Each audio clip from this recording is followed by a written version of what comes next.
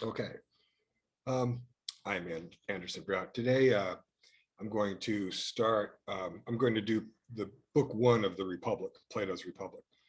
Um, it's kind of a big deal because, and then it'll be the first video of the series of 10 that I have. This is the first one I'm making. Um, and so there's a lot to explain. There's a lot of framing to do. There's a lot of the literary stuff about the frame and the characters and the situation that really only get a lot of in book one, is really important. It's all allegorical. Nothing, part of the fun of Plato, he's a great composer. And part of the fun of Plato is seeing the way that everything all ties in together with everything else and all the layers. I mean, I really admire the composition as a writer. And I also would, as to that, point out at the outset that what we have here is a very strange literary form by any conventional standards. What we have is some action which appears to be taking place around 415, around the end of the 5th century of the first millennium BCE, before the Common Era, that is about 2,500 years ago. And, and these characters, all the characters are real historical characters. That is, it's a kind of historical fiction. It's a kind of fiction because not all of the characters, as far as we can tell with the best of scholarship in terms of their dates of birth and death and so on, coincide quite as neatly as they do sometimes in the Platonic dialogues. And there are some unlikely meetings between people who are separated by quite a ways. So that, so it appears to be a kind of historical fiction, um, and so again, we get most of that right sort of at the beginning here in book one. So anyway, let me pull up this uh, the show here, and we'll get on with it. I just am introducing you here to Plato's Republic, Book One, although, as I say, inevitably, that's also an introduction to the Republic as a whole to some extent. So there'll be plenty to talk about as we go along. All right, so, well, all right, let's get to it then. Now, first of all, in terms of the place, and remember, or I'm assuming not much, but I think that, well, maybe we can just say at the outset that, let me in fact step out of this again. Sorry to be fussy and making this up as I go along. I can say at the outset that Plato's thinking in the Republic is really revolves around a metaphysical thesis that reality is really made out of two different kinds of things. And one of those things is matter, and the other thing is form. And form has very different kinds of properties as a kind of thing that exists than matter does. And Plato thinks, again, just to cut to the chase of things as best as possible, that the really noblest or finest part of the human being is that formal part of the human being, which is expressed through the rationality of the human being, the transcendental rationality of the human being. So, and so that sort of enlightenment is kind of moving up towards that transcendental rational light, and not sinking down into the imperfections of contingent nature, transient nature. And so again, that's just your really, really basic kind of take on what Plato in general is talking about. And the reason I then would start out by putting that on a stick like that is because as we look at book one of the Republic, as I say, he is endlessly allegorical, no detail, does not connect into everything else. He does it all on purpose. He loves to have layers and layers of references and meaning. And as I said, that's part of the fun. And for me, someone who's just enjoyed this material since I was an undergraduate in college, you know, I really do want to say that it's one can get a great deal of pleasure out of it. And standard introductory thing to say, I'm not an apologist for Plato. I'm trying to understand what it is that he's talking about. And I think there are a lot of important reasons why any scholar should understand Plato, and not just to valorize Plato, but for example, to understand the modern reaction to Plato. I think it's also important to have a little grasp of Plato himself, that thinking. So, all right, so okay, so that said, then, and what the main point of that was that he has this form matter distinction, and so he's always sort of alluding to that. That's always the part of the grand structure of the Republic, is the movement from the form to matter. Each one of the 10 books can be considered a freestanding Platonic dialogue in itself, but all 10 together form a composition with a beginning and a middle and an end. So there are, again, layers of composition and sides of composition in the book. And we might see a little bit of that today. Okay. All the way back to that. I didn't do that right, I guess. That's okay. So Athens is up on the hill, up above the port. There is the port city itself, the walled area, which is accessible from Athens. You walk down the slopes, there are walls all along there, and this is the Piraeus. And the Piraeus also is the place where you're going to find a lot of foreigners. Of course, Athens is a busy port. Athens also at this point coming into this is the end of the 5th century. The Athenian Empire is in some state of crumbling. They are now getting into the Peloponnesian Wars, which are the wars that Athens fought against other Greeks, against the Spartan alliance that had become tired of the hegemony of the Athenian Empire at that time.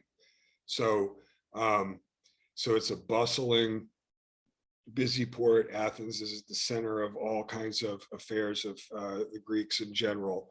And it's also a popular tourist destination. Athens is a place to go. Athens is a place for rich people to send their sons to get educated and all that kind of stuff as well as diplomacy and all the rest of it. And right now, the reason that Socrates wanted to go down to the port was because there's a festival to Bendis, who is a Thracian goddess. The Thracians, sort of the stereotype of the Thracians is that they're maybe a little less civilized than the Athenians, but the Thracians are much admired, and the town is full of Thracians, so it's a big party. So the Piraeus is down below Athens. And not only that, but the Piraeus is full of people who are not known for their transcendental rationality. So again, he's very mindful as a writer to have the symbolic architecture is really firm. And so Socrates has gone down there, and he's down in the Piraeus, more in the realm of matter than up in the realm of form. Although, we'll see that doesn't mean he's some sort of Athenian chauvinist, because I don't think Plato, well, it's hard. That's a question with Plato. That's a question. He is bougie. So who is Socrates with? Again, these details of who are in the crowd and so on are really only this prominent in book 1. So it's important to kind of look at them while we look at book 1. Socrates is with Glaucon. Glaucon is a young man in his early 20s, late teens, early 20s. Glaucon is the second son of Aristotle. His older brother is Adimantus, and his younger brother is Plato. Plato is not present here, but his brother Glaucon is, and soon his older brother Adimantus will be here as well. And Glaucon and Adimantus will be then sort of Plato's representatives in the Republic. Adimantus always cautious and questioning, Glaucon always passionate and wanting to engage. And you can think of those as the form matter, sort of two brother eyes of Plato, if you will. So So they went down there, and there was horse racing, and there was all kinds of with torches, and there was all kinds of fun stuff. So they went down there, and Socrates is hanging out with Glaucon because Glaucon is a promising student, and but Glaucon also has a high spirit, and so his family wants to make sure that he gets the right kind of tutoring. Um, uh, so um, so they're spending the afternoon together. Now they're walking back up to Athens. It's the afternoon, and people are the town is abuzz, but you know the festival is winding up. And actually, a slave runs up and grabs them by the tunic, grabs Socrates by the tunic. He's grabbed by the tunic a couple times by Polymarchus's slave or by Polymarchus himself, because Polymarchus is a young, wealthy man and is kind of a princeling and is used to sort of getting what he wants. So he says, "Oh, look, there's Socrates and Glaucon. Polymarchus is out at the festival carousing around with a bunch of his buddies, with a bunch of his guys, including Adimantus, the elder brother of Glaucon and Plato. He's there too in that gang." And they sort of Shanghai. It might be that Polymarchus really just wants Glaucon to come along with him and makes a bit of a strategic error, because they do get stuck with Socrates. And then what happens is that they go to Polymarchus's father's house, Cephalus's house, and Cephalus says, "Well, Polymarchus, you talk to Socrates for a while, because I'm going to go do my ablutions."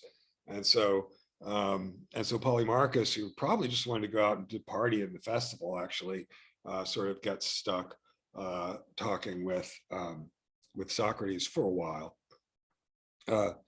But you see here that the passionate element, that is Polymarchus and his young gang of friends, is pulling now. The passionate element has pulled Socrates, the would-be rational element, and Glaucon now back down, and they're keeping them in the Piraeus. They're keeping them in Cephalus's house. Of course, well, we'll talk about Cephalus right now. I mean, you can say things in Cephalus's house that you couldn't say in a lot of houses, including in a lot of the proper and high family houses of Athens, because Cephalus is not an Athenian. Cephalus is a Syracusan.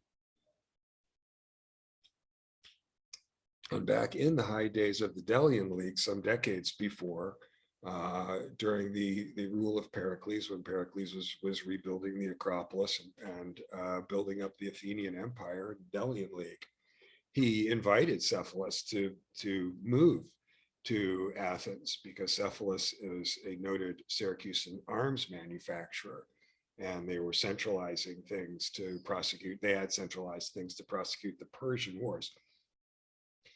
The 5th century BCE, the 400s, is the golden age of Athens, of Pericles and the Acropolis and the great playwrights and all the rest. And historically, to remember that, one thing to remember is that the 5th century begins with what we can think of as the Persian Wars. These were wars of encroachment, the Persian Empire expanding into the area, and the Greeks banded together and drove the Persians off in a very unlikely and therefore very historic series of battles. So the century begins with these Persian Wars. Then the Athenian Empire runs its course and makes its enemies, and the century ends with what we call the Peloponnesian Wars, that is, the wars across this Peloponnesus area where all the Greek islands are. And as I said, that's the war of Athens and its empire of Greeks. The Athenians had a Greek empire, and the rebellion of Sparta and its allies, which eventually defeated Athens, again, at the end of the century, the end of the 5th century BCE. Polymarchus, the high-spirited son of Cephalus, will subsequently be murdered. In the video here, in the series on book 5 has really got a lot of discussion of the notorious discussion of sort of sex and violence in the Republic. I think that Plato's interest in violence is underappreciated at this time and also misunderstood. So we'll talk about it there. But I would just point out here during book one that pretty much everyone who's mentioned here is either at the time of the action a veteran of combat or soon to be a veteran of combat, including, by the way, Glaucon and Adimantus, who also will see combat in the future after the approximate years of this meeting. And a number of these people also will be killed, violently killed, a number of the young men, not just Polymarchus. But Polymarchus is murdered after Athens is defeated by the Spartans and the 30 tyrants are imposed upon them. And as foreigners, after all, the Syracusan Cephalus family fares badly. But that's really the low point in the disaster that Plato is really trying to understand and document, I think, in all of his writings. The symbolism of Cephalus, after all, and in a sense, you get all of the Republic just in a couple of remarks by Cephalus right at the beginning, because Cephalus says, it would be hard. It would be harder to be a poor man, but it would also be hard to be a rich man if you had lived a bad life. But I find that since I haven't lived an evil life, then I feel good. I feel good about dying. And now he's comfortable and his sons are taking over. And there's a lot of interest these days in ancient Greek philosophy and Epicurus. And Epicurus thinks what you want is ataraxia, or just satisfaction. The gods are indifferent because the gods are satisfied. And there's a typically sort of Epicurean sort of bit of wisdom. And Cephalus has sort of achieved that. For a worldly man, that kind of satisfaction is optimal, is what you can do. And this might be not the first time that I mentioned that there are unmistakable parallels here with some of the Buddhist thinking that's going on at the same time, roughly, in India. Right, and so Polymarchus, as I say, Cephalus sort of says, Polymarchus, you're going to entertain Socrates for a while. I'm off to go do my sacrifices. And so now notice that that just as Polymarchus and his rowdy friends were sort of the passionate element that were pulling Socrates and Glaucon down into the material realm, now there's the tension, the interaction, the mysterious interaction between form and matter, as now Polymarchus experiences having to sober up a little bit and pay some attention because he's being pulled up into the form by his social duties with his father and Socrates. And so the topic becomes justice, sort of very, very roughly. I mean, they were sort of talking about satisfaction. And excuse me, sorry. Contrary to sort of the stereotypes about these sorts of dialogues,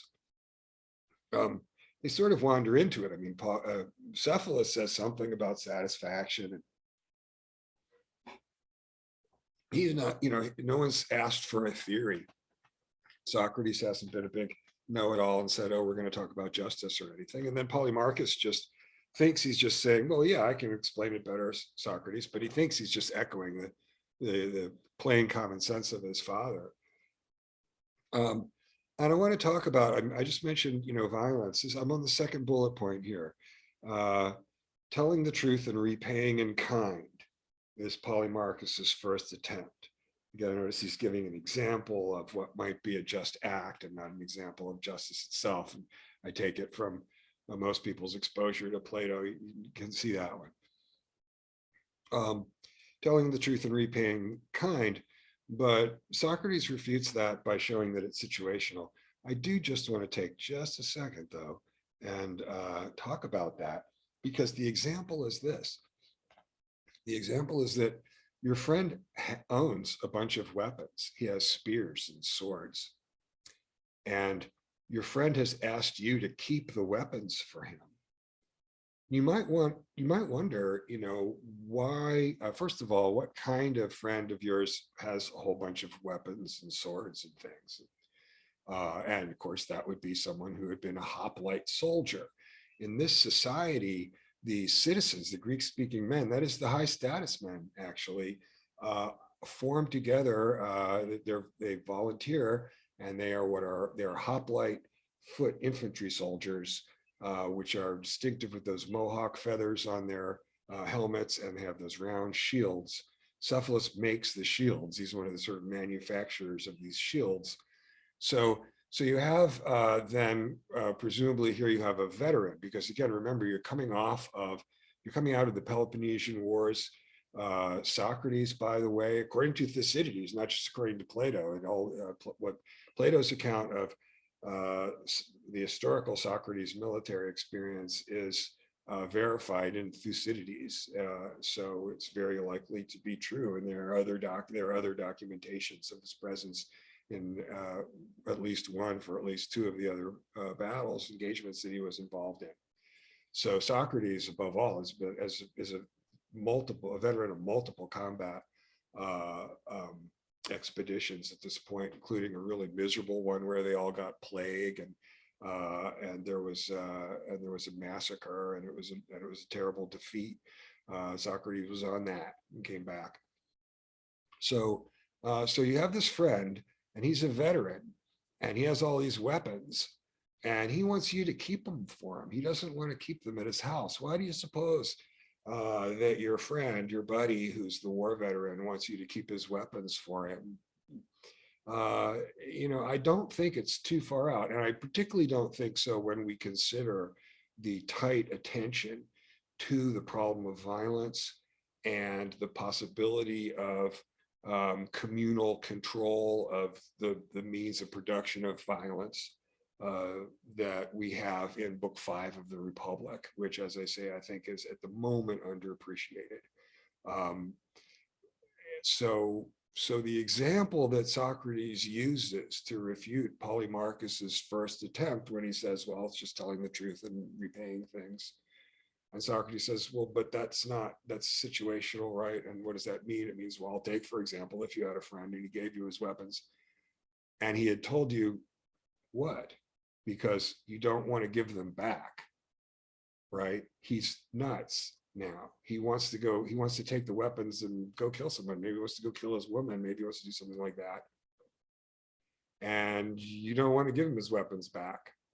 That's why it's a counterexample, right? That has to be the story, because Socrates is saying, but wait a minute, Polemarchus, what about if your veteran friend wanted his weapons back? You just give them back to him? The obvious implication being, no, you wouldn't. So it really looks to me as if we have here an example of someone with post-traumatic stress disorder. I think this is going to be something that would be very common.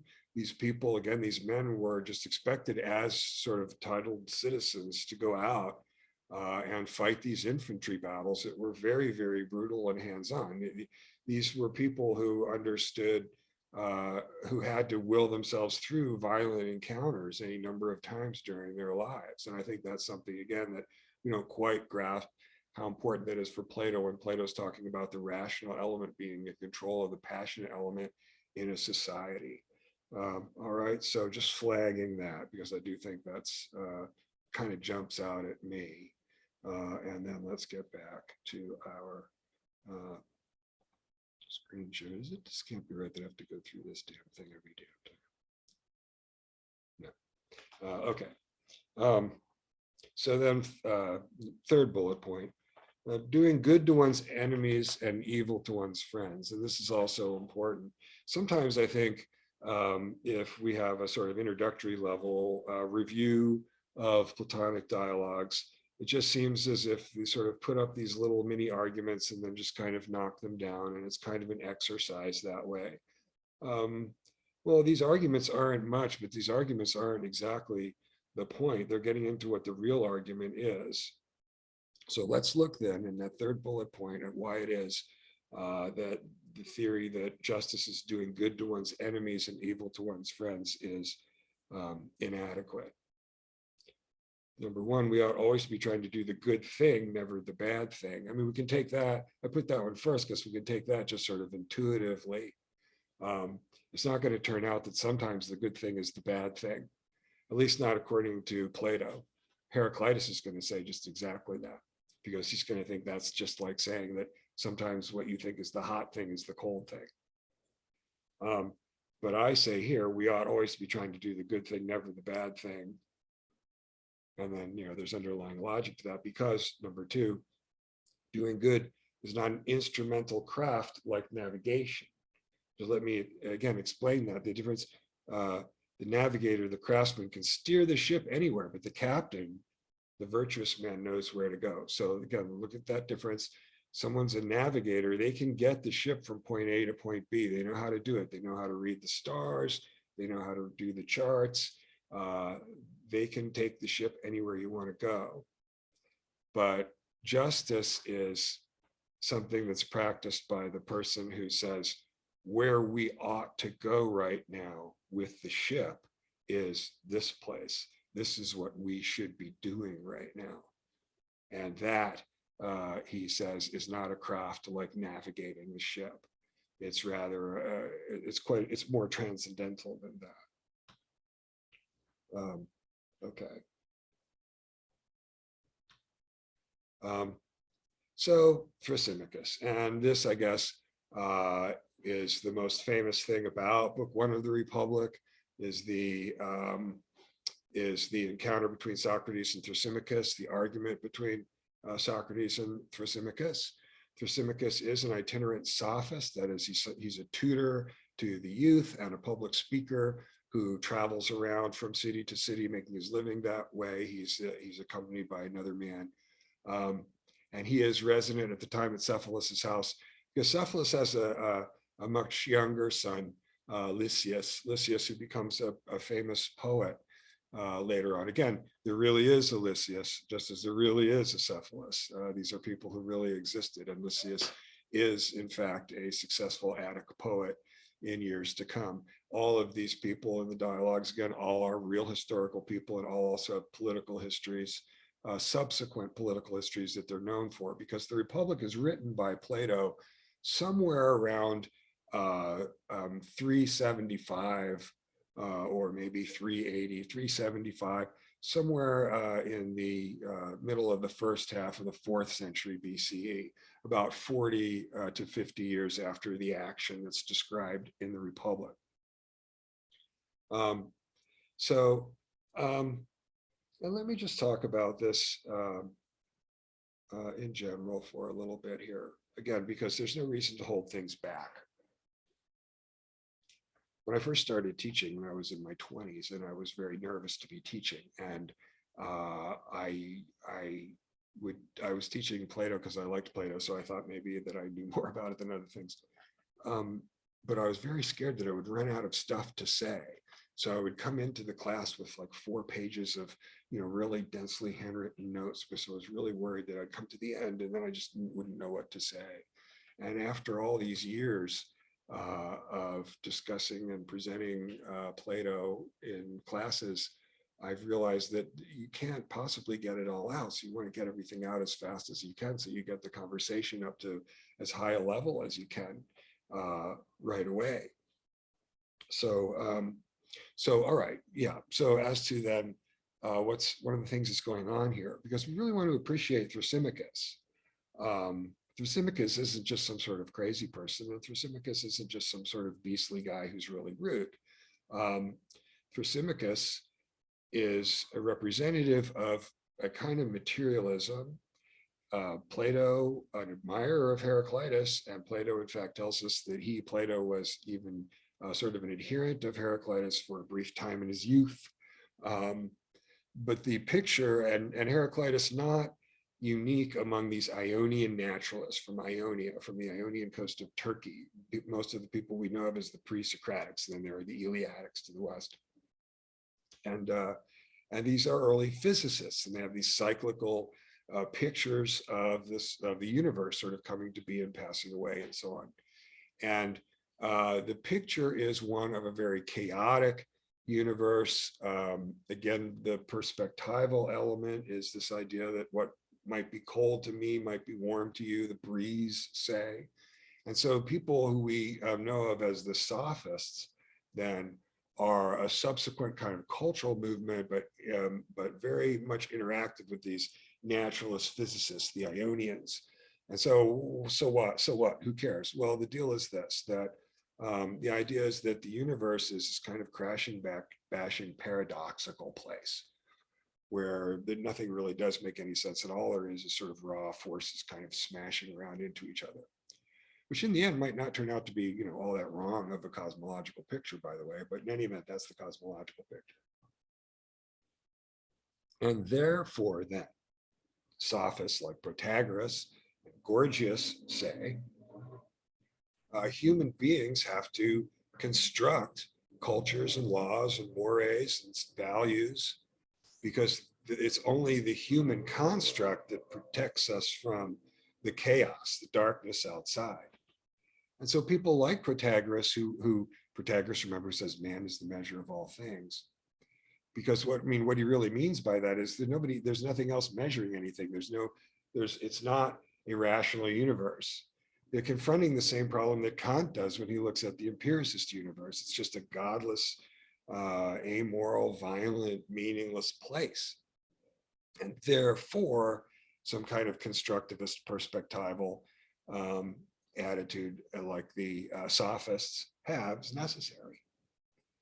And so Thrasymachus thinks that. And so Thrasymachus says, justice is rule of the stronger. But when he says justice is rule of the stronger, Thrasymachus means that the way he thinks that's the way the universe is, sort of tough nuts, chum kind of thing. Thrasymachus isn't really even necessarily advocating people exhibiting sort of fascistic behavior or anything like that. He's really just saying, look, guys, this is the way that the world is.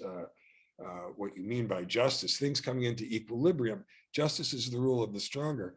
Justice, that is, it's these human power relationships that form the structure that holds our civilization, our culture up.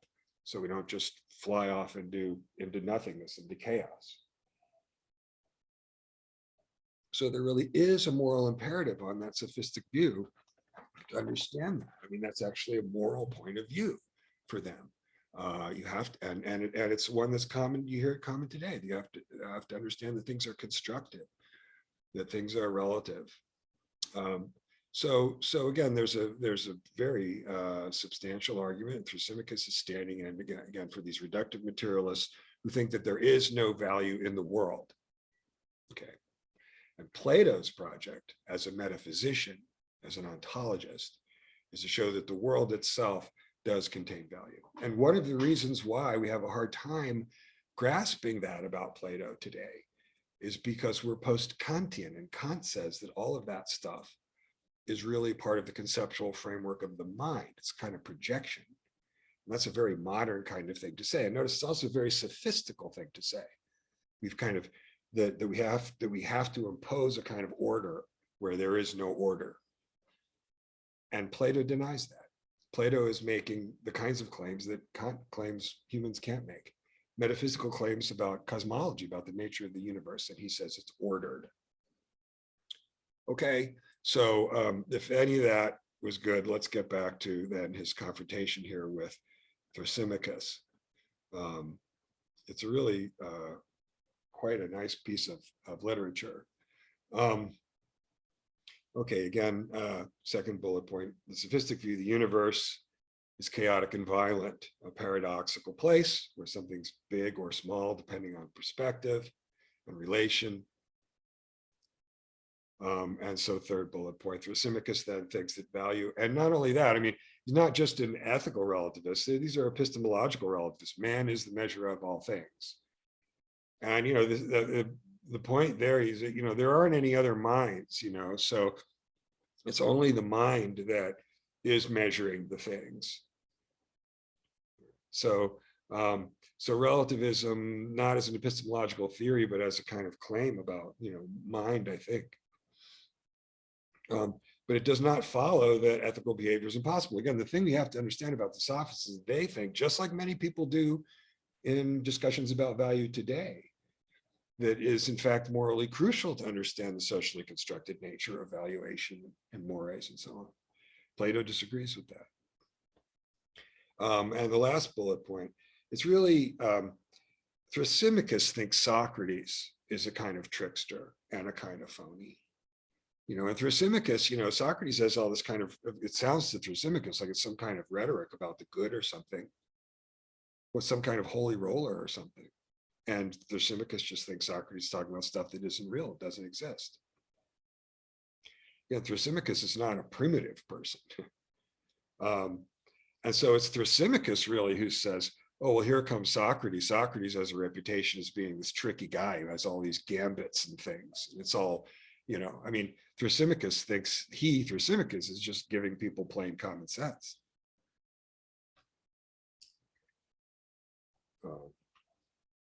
So Thrasymachus and philosophy. Now, again, people read these dialogues and it looks as if you sort of put up these little dinky little arguments and then you figure out something wrong with them. And so we're practicing our logic, I guess, or something. Thrasymachus doesn't do philosophy. Philosophy, according to Socrates, what philosophy is, look,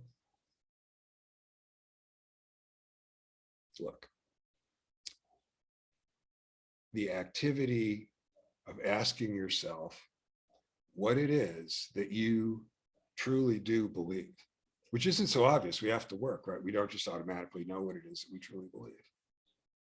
And so that activity. So trying to figure out what it is that you actually believe to be true. And then, if you want, stating that as clearly and courageously, not just courageously with others, courageously with yourself, as possible. One of the best experiences is changing your mind because you're adhering to some kind of standard and you actually realize that you have changed your mind and that you don't buy an argument that you used to think was right. So, and Socrates says this when he's confronted in another dialogue, in Theaetetus, a dialogue about epistemology. Socrates says, that's what philosophy is, but that's also what human nature is. And you relativists, when you tell me that you think that all truth is relative, say, just to put it bluntly, you too are trying to figure out what it is that you truly believe. And you can roll around on the floor and cry about it, but the fact of the matter is that's what it is to be a human being. So Socrates' definition of what philosophy is and his definition of what the quality of being a human is are the same. And it's not snooty or elitist. He says, look, it's just what human beings actually do. They try and figure out what it is that they believe. And Kant thinks that too, by the way. All right, so Thrasymachus, meanwhile, he has a product. He goes around, he's a teacher, and he has a curriculum, and he has a message for the world. And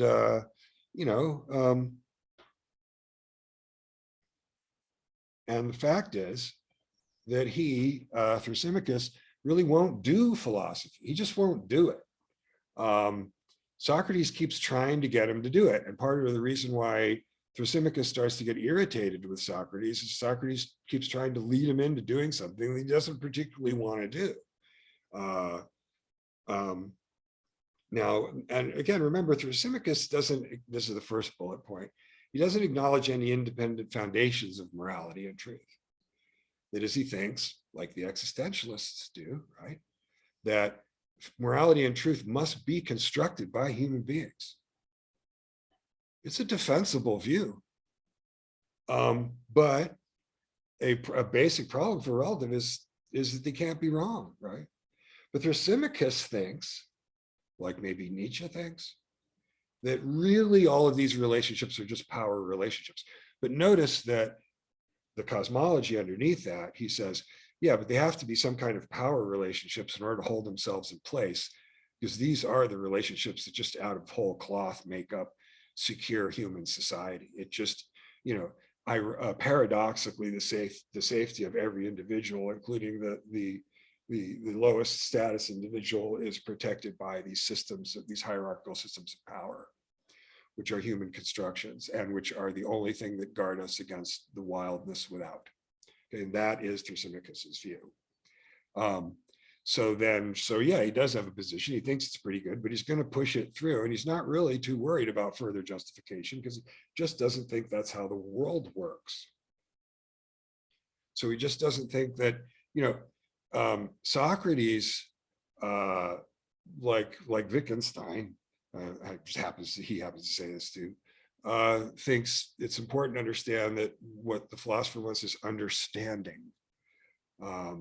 Understanding things. It doesn't necessarily have to be that there's a problem to be fixed or something like that. Third bullet point, Thrasymachus, the traveling performer, sees everything in competitive terms, zero sum. Somebody wins the argument, somebody loses the argument, and there's a lot of ways you can win or lose an argument. In fact, part of the reason that Thrasymachus is kind of rough, the historical, and there is an historical Thrasymachus, we do have other sources that tell us about Thrasymachus, was known for teaching that you needed to manipulate the emotions of your audience. You needed to learn how to manipulate the emotions of your audience. And we see Plato characterizing him here, caricaturizing him, I should say, as someone who's then being very rough and sort of violent. Aggression and personal attacks, because he doesn't think that rational argument is the only way to win things. Neither do lawyers, right? Lawyers think that, well, maybe if you just keep talking and don't let the other person talk, and they have other little sort of tricks, which aren't really tricks about being logical or having the right argument. And that's Thrasymachus. Socrates can't get him to engage. Thrasymachus in politics a little deeper. Again, Thrasymachus, justice is the role of the stronger. Now, I have to say that there's a very deep claim underlying that I've been sketching here for you. Now, there's a young man named Cleitophon, who speaks up here. It's the only time that he does. He later is a oligarchic politician who's known as a flip-flopper, apparently. He says, there's the young men are trying to explain to each other what's being said, and Cleitophon speaks up and says that he thinks that what Thrasymachus is saying is that the weak have a sort of moral obligation to submit. That if you really understood what was happening, if you really understood the truth of the maxim that justice is the rule of the stronger, then you would be complacent in your lot in life. And certainly there are a lot of systems that do think things like that, karmic systems and God's will systems and so on. But Thrasymachus doesn't think that. Thrasymachus doesn't think that's a good idea. That would be harmonious. And the thing is, Thrasymachus, ironically, as Socrates points out, Thrasymachus has become a sort of mirror image. His politics has become a mirror image of this chaotic, violent nature that he projects upon the universe. And he thinks, well, it just has to be that some people prevail, because someone prevailing and someone losing is sort of the glue that holds it all together. Second bullet point, whatever stable system of beliefs might develop, it can never be any more than the stability afforded by contingent balances of human power.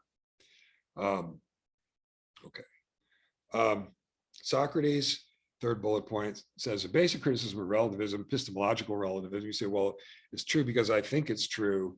Then it looks like you shouldn't be able to make a mistake according to that theory of what makes it true. It's true because you believe it. When you believe it, then it looks like you couldn't make a mistake, but notoriously we always do make mistakes. So it's not going to be so easy as to say that it's true just because you believe it, which most people don't, even though most people are sorely tempted to say so. And Thrasymachus kind of falls into a little trap there, because Thrasymachus says, well, no, I mean the leader when they're actually doing the right thing. If they're incompetent, they're not a leader. It's an equivocation. What's the equivocation between having the title leader on the door to your office and actually being able to do what a leader does? Okay, those are two different things. So that's an equivocation. But that's one that's going to then, again, Thrasymachus just set himself up.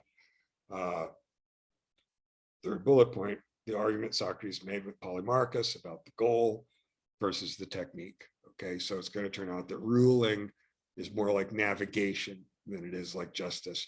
ruling is going to be some kind of craft, and all rulers are going to have to do it the same way, just like all navigators are going to have to do it the same way. So, the premise of the Republic is that Socrates has accepted a challenge here in book one, and the way it actually works, Thrasymachus is about to leave, although he stops and stays for a while longer. But at one point, he thinks he's about to leave. He thinks he's really done with Socrates, and he's the one who says it. He says, "Just think about, the most powerful, happiest person and the most depressed, unhappy person." He says, "Socrates, fellas, just think about that and you'll see what I mean." And he just wants them to open their eyes to cold, cruel reality. He says, that's all there is to it. Just look around. That's what Thrasymachus says. But Socrates turns this into a kind of parable of Job. He says, all right, he says, suppose that there is an unjust man, and suppose that he does have the power to do injustice. In fact, so, you've got the unjust man, everyone thinks is the just man. The unjust man is completely successful and happy. The just man, everyone thinks is the unjust man, and this person is completely unsuccessful and unhappy in the world. And that's the challenge that Socrates fine tunes it to. He says, look, I'm going to show you that it doesn't matter about the material conditions. A just man is happier than an unjust man, regardless of the material condition. And then getting back to that craft analogy in the third bullet point, even a bunch of thieves are going to have enough crafts. Someone's going to have to organize them together. And he says, the thing about mathematicians, one person gets it right, and it's a matter of everyone else seeing that they got it right, which they will if he did. And navigators too can either get the boat to where they say they're going to get it or they can't. Proof is in the pudding. And rulers are like that too. You can either rule or you can't. So again, with these crafts, they don't actually compete with the best of their fellow colleagues, compañeros. No, not at all. They're all trying to do it the same way. And all rational beings like that. Being rational is like that. And of course, then this question of happiness and higher and lower happiness is one way of looking at the Republic, certainly, and discussing it with people as a salutary text, certainly, this discussion of what constitutes happiness. But now Socrates, in order to explain to us what human fulfillment is, Socrates is going to now have to eventually, in a while, after he talks more about the system of education and the production of a good citizen, eventually he's going to have to talk about the form-matter distinction and the application of the form-matter distinction to psychology and to politics. Psychology, one person is the microcosm. The polis, a community of people, is the macrocosm, but they're both organized along the same lines, with the rational element in control of the passionate element through the exercise of the discipline. Again, this is meant as a refutation of reductive materialism and moral relativism. All right. Okay, so let me step out, see if I have anything more to say about that. Plato and Aristotle are not materialists. They are against reductive materialism. They are transcendentalists, both of them, in their own ways. Although Aristotle wouldn't like that. And that's another basic thing to understand about them. So, all right, well, I'll leave it at that. I think, so there's book one, trying to give you maybe a little bit more of what's the mechanics of what's really going on. I think sometimes we imagine that the Republic and the Platonic dialogues in general are more superficial than they are because we look at them without understanding some of the context. Anyway, I'll see you soon. Bye-bye.